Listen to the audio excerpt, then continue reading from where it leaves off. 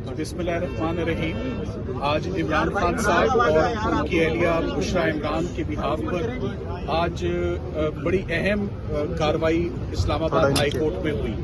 सबसे पहले मैं आपको बताता चलूं कि तोशाखाना केस में जिसमें इमरान खान साहब और उनकी एहलिया को सजा हुई, आज वो सिंगल बेंच पे अंडर ऑब्जेक्शन केस आज सुबह मिस्टर जस्टिस खादम हुसैन सुमरो साहब के पास लगा और उसमें ऑब्जेक्शंस को रिमूव करना था।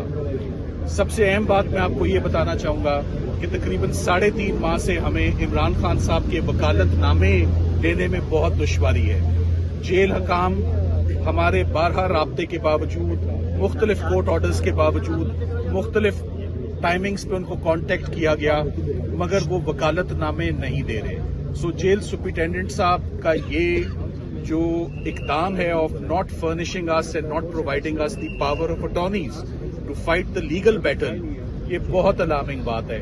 जेल सुपरिटेंडेंट साहब के खिलाफ पहले भी काफी गिले शिकवे ऑलरेडी आपके नोटिस में है। इमरान खान साहब की जो हेल्थ का इशू है उसने प्राइमरी उन्होंने जो अपना मुलजिम ठहराया है वो जेल सुपरिटेंडेंट है। सो आईजी प्रिजन से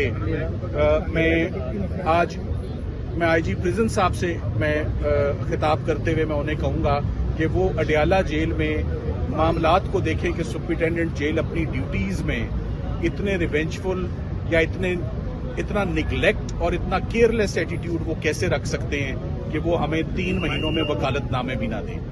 सो आज वो ऑब्जेक्शंस तो रिमूव हो गए। इमरान खान साहब की अपील जो है अब उसको रेगुलर नंबर लग जाएगा, क्योंकि हमारे पास पुराना वकालतनामा था। हमने उन्हीं पुराने वकालतनामों पे हमने अपनी अपील्स दायर की और टाइम के अंदर अपील्स दायर हुई। 9 दिन के अंदर अंदर अपील दायर हो गई। 30 दिन का टाइम होता है। जो सबसे अहम बात और सबसे अहम हियरिंग हुई है वो आज chief justice Islamabad high court की कोर्ट में हुई और अल-कादिर ट्रस्ट का केस था। अल-कादिर ट्रस्ट में अफसोस की बात यह है कि आज 5 महीने और 15 दिन के बाद ये हियरिंग फिक्स हुई और इन 5 महीने 15 दिन में बेशुमार